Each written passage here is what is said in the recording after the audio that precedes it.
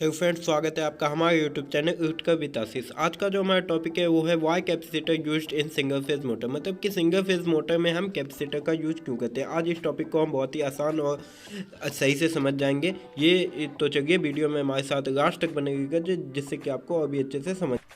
तो चलिए दोस्तों, सबसे पहले हम ये जानते हैं कि हमारा जो कैपेसिटर होता है वो दो प्रकार का होता है, एक रनिंग स्टार्टिंग कैपेसिटर और एक रनिंग कैपेसिटर।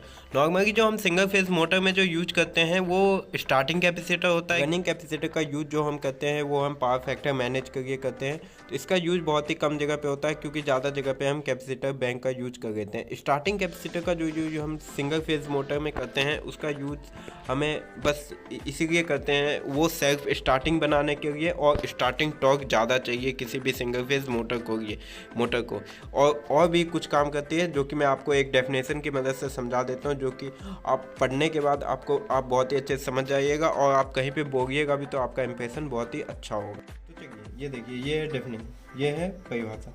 किसी भी मोटर को घुमाने के लिए या घुमाने के लिए हमें रोटेटिंग मैग्नेटिक फील्ड की ज़रूरत होती है।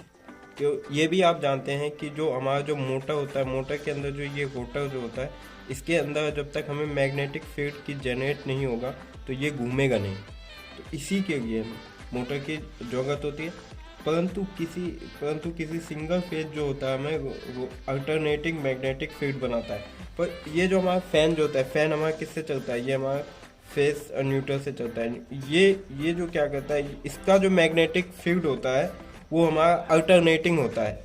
मतलब जैसे कि अल्टरनेटिंग का मतलब जैसे कि ये हमारा रोटर है, तो आप मोटर में जानते हैं कि ये नॉर्थ पोल होता है तो इधर साउथ पोल होता है, पर इसमें जब हम फेज न्यूट्रल जब जाता है तो यहाँ पे नॉर्थ और यहीं पे साउथ पोल बन जाता है। दोनों एक ही जगह बनने के बाद ये क्या होता है, जैसे हम इसमें देते हैं और बिना कैपेसिटर का लगाते हैं तो ये जो हमारा जो फ़ैन होगा, अगर जब आप फ़ैन में कनेक्शन दे देंगे, फ़ैन से वाइब्रेट होगा, बस थोड़ा सा इधर सेक करेगा और वो चलेगा नहीं। वही अगर जब आप उसे चलाने के लिए किसी डंडा या किसी चीज़ से एक बार एक दिशा में आप वो कर दीजिएगा, फोर्स कर दीजिएगा, तो वो स्टार्ट हो जाएगा। तो वही जो होता है, वो जो हमारा जो फ़ैन जो होता है, कैपेसिटर जो होता है, इसको एक दिशा प्रोवाइड करती है। तो ये जो होता है हमें इसके कारण phase neutral alternating magnetic field जो होता है हमारा, इसको जो है कैपेसिटर की मदद से हम रोटेटिंग मैग्नेटिक फील्ड में बदल देते हैं। क्योंकि ये देखिए कि किसी भी सिंगल फेज मोटर में हम दो वाइंडिंग होती है, एक रनिंग वाइंडिंग और एक स्टार्टिंग वाइंडिंग।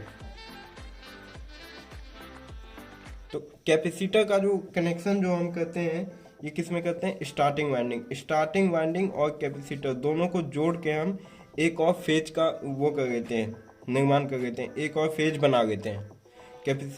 कैपेसिटर और स्टार्टिंग वाइंडिंग दोनों को जोड़ के हम एक और फेज का बना लेते हैं, तो इसमें अब जो होता है हमारा सिंगल फेज मोटर में हम कितना फेज हो जाता है, दो फेज होने के बाद क्या होता है, ये जो हमारा जो रोटर होता है इसके अंदर इधर नॉर्थ पोल इधर साउथ पोल बन जाता है, जिसके कारण कि ये मोटर जो हमारा होता है रोटेट करता है, फैन रोटेट करता है। जितना भी सिंगल फेज मोटर होता है, कैपेसिटर का यूज हम इसीलिए करते हैं क्योंकि वो अल्टरनेटिंग मैग्नेटिक फील्ड को रोटेटिंग मैग्नेटिक फील्ड में कन्वर्ट करते हैं। वो कैसे कन्वर्ट करता है, स्टार्टिंग वाइंडिंग और कैपेसिटर की मदद से। क्योंकि आप कोई भी मोटर देखते होंगे सिंगल फेज मोटर या आपका फैन ही होता होगा, तो उसमें भी दो वाइंडिंग होता है, एक रनिंग वाइंडिंग और एक स्टार्टिंग वाइंडिंग। तो चलिए आप समझ गए कि कैपेसिटर का यूज हम सिंगल फेज मोटर में क्यों करते हैं। अगर जब वीडियो अच्छा लगे तो वीडियो को लाइक एंड चैनल को सब्सक्राइब जरूर कीजिएगा। धन्यवाद।